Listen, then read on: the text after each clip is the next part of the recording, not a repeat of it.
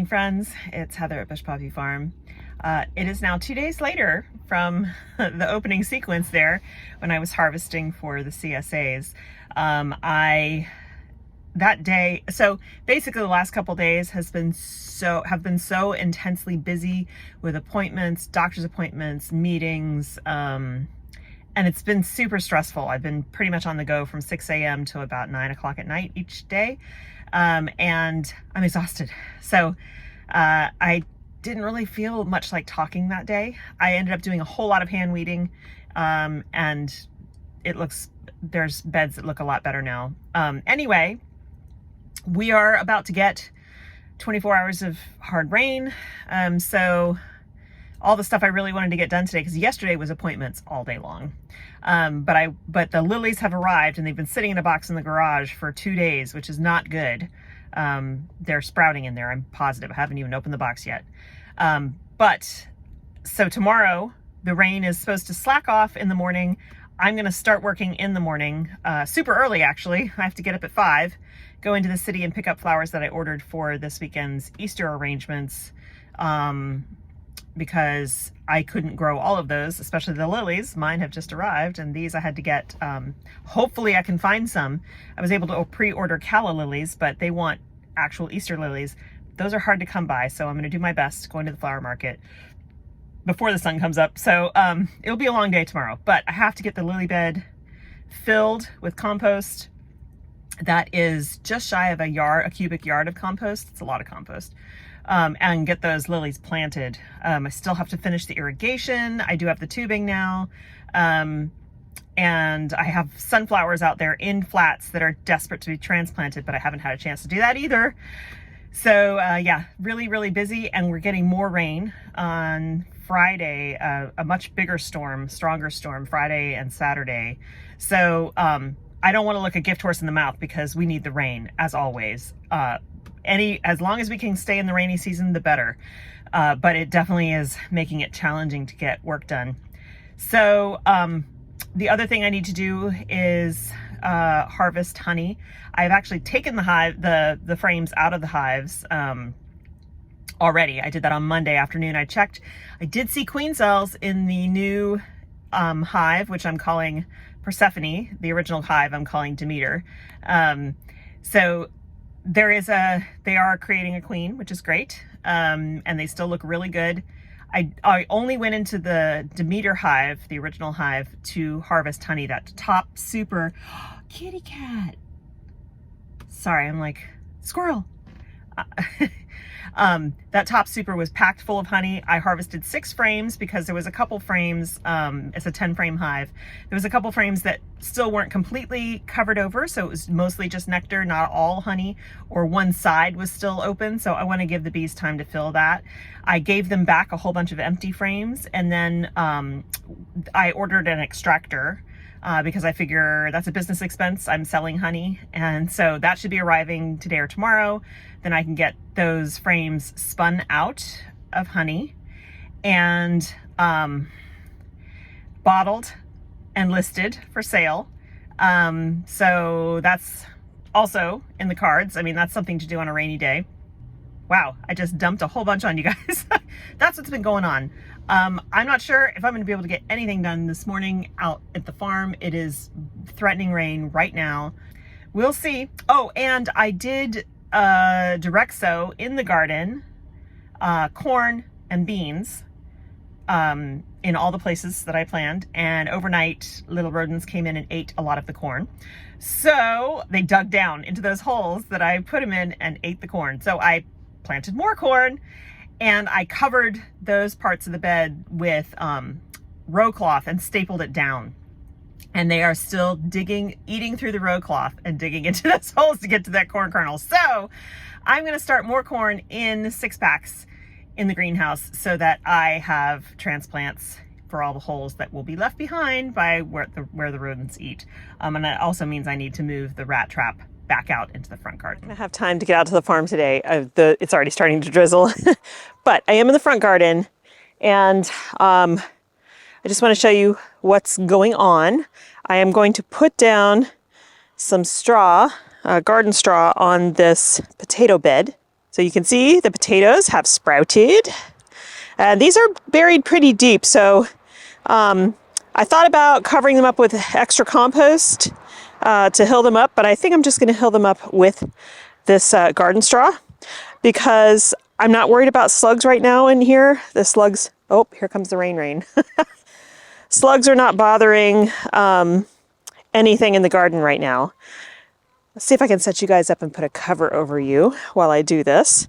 So I'm going to use the garden straw to kind of hill everything up, and they can continue to get bigger and bigger and be covered while that's happening. So I've rigged a cover for the camera. A lot of people in the no-till world will lay their potatoes on the surface of the soil and just cover them with straw. Now this straw is great because it doesn't have weed seeds in it. And that's a lot of times what you can run into with straw, which makes it challenging to use.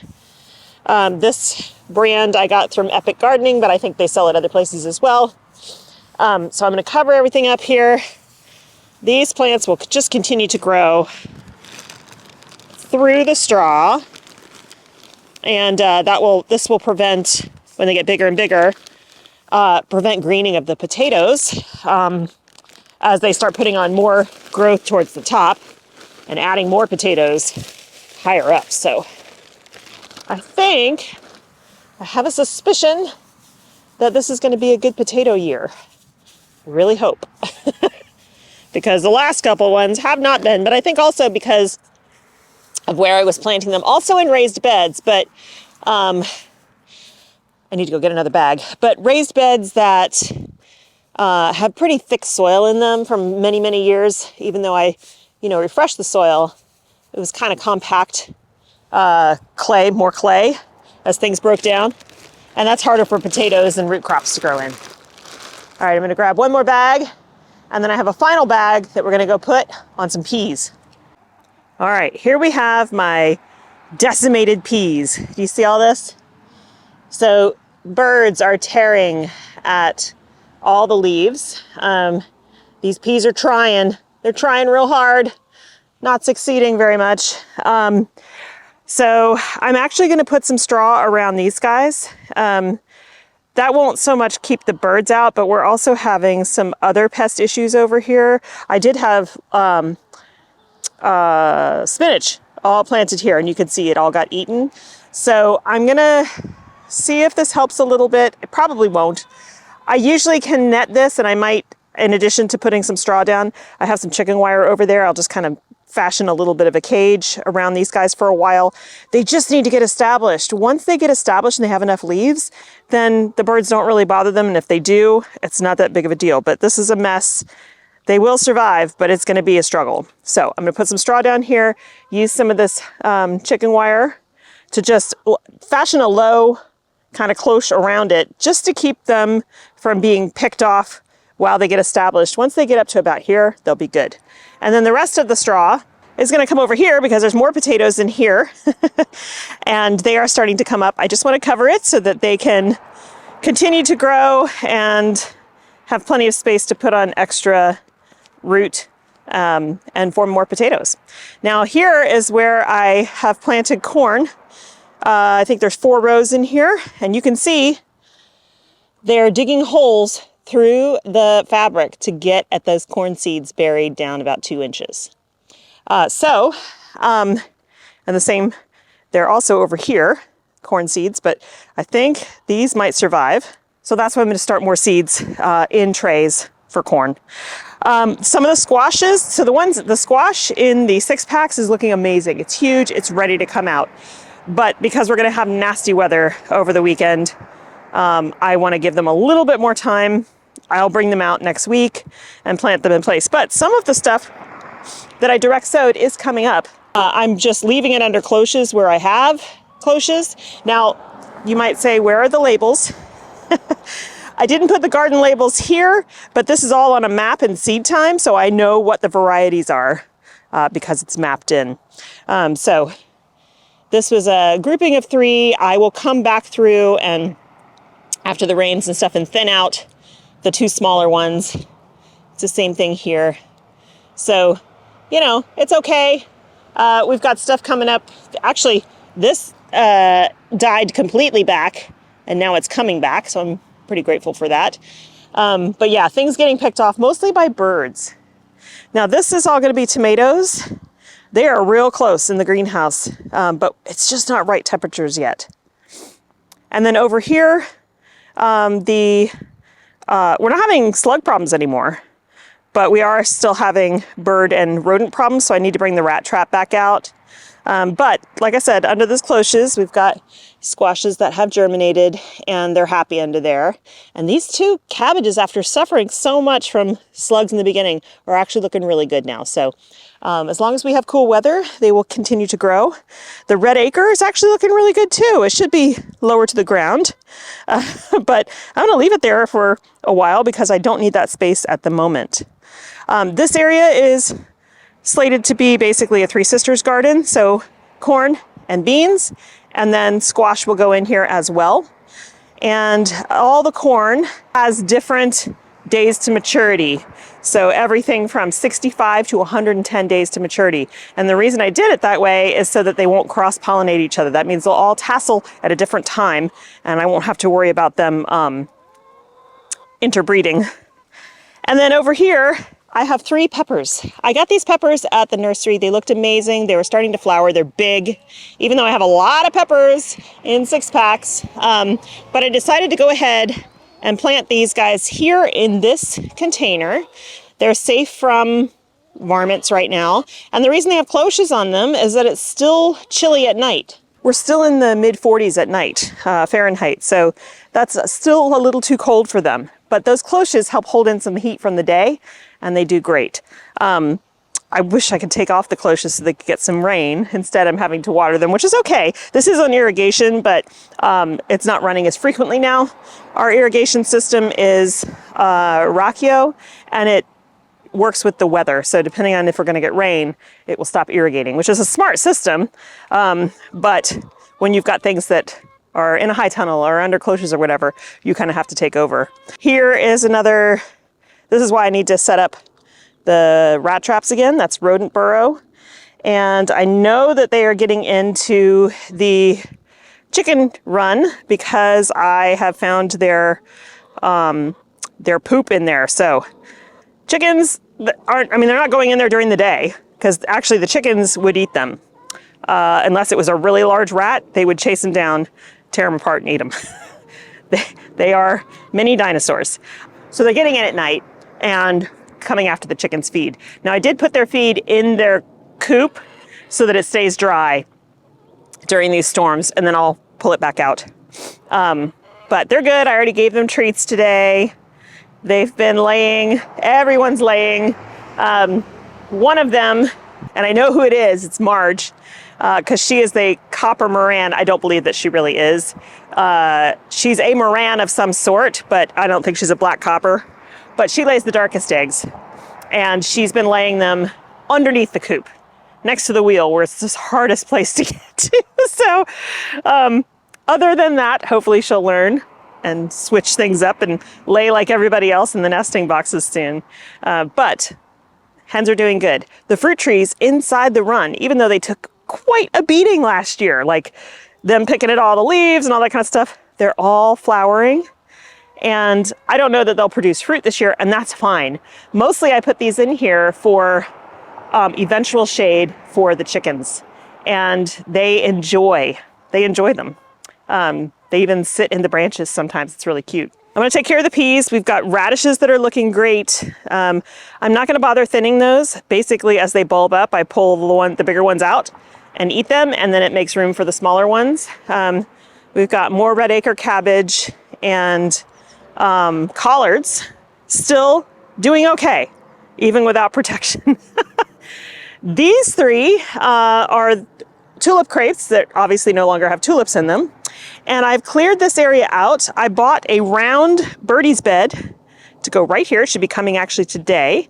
I'm going to use that soil because the tulips don't really take much in the way of nutrition from the soil. They have all they need in the bulbs. The soil is just a growing medium. So I'm gonna dump that in the bottom of that birdie's bed, and then I can add compost on top from the pile that we already have. So I'll just reuse that and it'll be just fine. I don't yet know what I'm gonna put in this guy, but I thought it would be kind of a cool addition.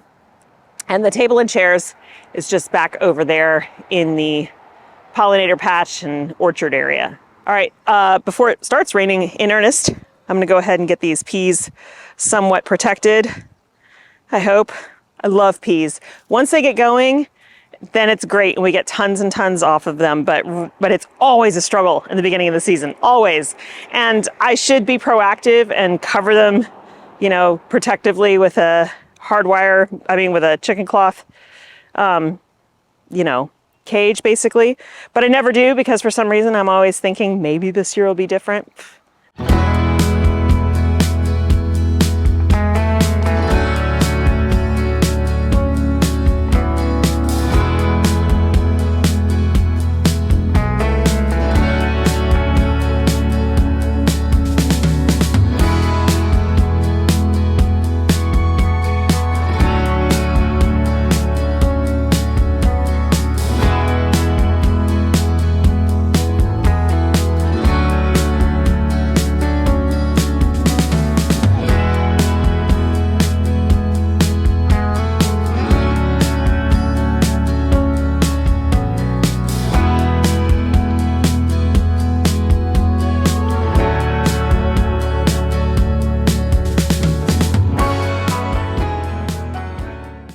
Okay, it's pretty messy and it's slipshod, but that's fine. All I'm trying to do is keep the birds out so that these guys can get big enough. And I had to kind of mold it so that they won't start climbing up the chicken wire, because then it's hard.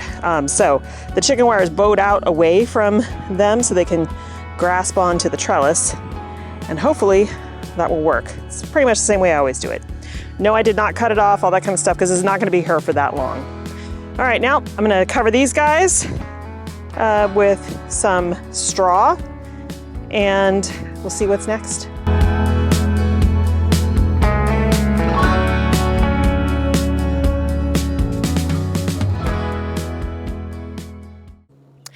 So something to keep in mind about mulches, in this case, garden straw. I love this stuff. I used it in my pathways in the flower farm. I also like using wood chips in the pathways, but the nice thing about the straw is that it breaks down quickly over the course of the season, and then when I go to flip beds, I can scoop them, the soil and the straw. I can scoop the soil and the straw out of the pathways and put it directly on top of the beds to remake the bed. So I like it for that reason. Wood chips don't break down that fast. But something to keep in mind when you're using mulches, and in this case, I'm talking about the garden straw, it's light colored, right? So it's not gonna heat up the soil, it's not gonna absorb heat and keep the soil warm. So in the early spring or in springtime, you probably don't wanna put that around plants that you want warm soil for, like all of your warm season stuff, like tomatoes and peppers, etc. In the summertime when it's hot, it's a great mulch because it does keep the soil cooler. So you gotta think about what your situation is, what the environment the plant needs is, and that will tell you what kind of mulch you might want to use. Compost is always a great mulch. Just plain compost, an inch or two around your plants. As a side dressing, it feeds the soil like nothing else. It's healthy for the plants, gives them nutrition, but it can get, if it's dark, rich compost, it can get hot. So now I want to show you the frames I harvested with honey. They're in the garage. That actually went better than I expected. So what I did was I set up a little bit further from the hive, about 20 feet, 30 feet from the hive. I set up an empty box, and one at a time, I got frames out, honey frames, and had to brush off all the bees. There were a lot of bees on those frames. And then I would bring the frame over here, and at that point, the bees kind of stayed more away, like they didn't want to get too far from the hive. So then I would put it in the box, cover it immediately with the lid. And I did that for all the frames. So I went through all those frames, and then I replaced the frames that I took out with new frames. One or two of them already had drawn comb, which is great. but the others, they'll have to do that for themselves. And like I said earlier, I will, once I spin the honey out of these, they will still be wet because I'm not using a crush method where you crush the comb. So they'll be open cells and still wet with honey and some nectar. Then I'll put those back in another box and put that on top of the super that's already there. So that will encourage the bees to not only come up and start adding more nectar into those cells to make honey and closing them off, but it'll give them a little bit of extra food as well. All right, let me show you what these frames look like. Okay, so this is just an old honey super that I had that wasn't in use, and it will be in use soon. And then this is the lid for it. And inside, I opened that slowly because there are some drone cells on these, and I hope they don't hatch before I can harvest the honey. Oh, it's so heavy, you guys, so heavy. Okay, so this is a frame full of capped honey. Now, if it was, a little bit less than this, so like if only, if there was a whole bunch missing here, hadn't been capped yet, I would have left this in the hive. Here's the other side. Look at that. All capped honey. It's really heavy. It's very heavy. And all 6 of these frames are like that. And as long as it stays capped, now see some of these are not capped right here. That's still nectar. It's on its way to being honey. It was very close to being capped. Before it's capped, it still has a bit of water content in it. And that makes the honey, like on the backside here, that makes the honey not last as long. But you can still eat it. There's nothing wrong with it. I'm getting it on my hands. Here's another frame, and look, it's still dripping out the bottom, but these are drone cells here. So there are drone brood in there, and you can see here some crushed drone brood. Pretty sure they're dead, but anyway, that is why when you extract your honey, you filter it, because there's always going to be bee parts and other things in there that you can't really imagine. Here's more drone brood, but yeah, you can see all that honey. Both sides. So these are gorgeous frames, and I'm super excited. This one was on the outer edge. Usually the outside frames aren't as built out, but isn't that luscious? So again, really heavy. I would wager each of those frames weighs about 5 to 7 pounds.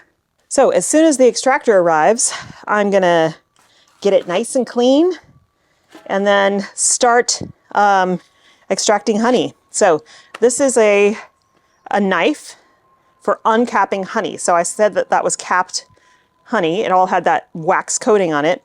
In order to extract the honey, you need to cut off that wax coating. And you got to be careful because if you cut too much off, then you really, really crush the comb. And I want to save the comb for the bees. Now, another way of doing this without an extractor is literally sawing all of it off right next to the foundation, so comb and all, into cheesecloth in a bowl, big bowl. I did this last year before I had an extractor, and it works just fine. But it takes a lot longer because then you have to slowly strain that honey out, and if it's a colder day, it takes longer. And then you have all of that comb to deal with. Now, what I did with that was I boiled it multiple times in water and extracted the beeswax. But I'm not going to be doing that this time because I want the bees to have this wet comb back. It is spring. This is when they're putting on as much honey as possible. They're feeding the brood. They are, the queen is laying like crazy. New queens are hatching out and going on their virgin flights.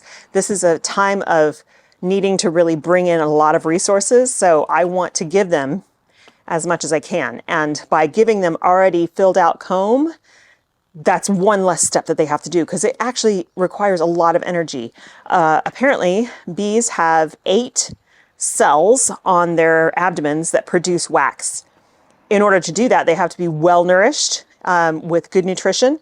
And so if there is, like, we always have a dearth in like midsummer, and that's when nothing's really blooming.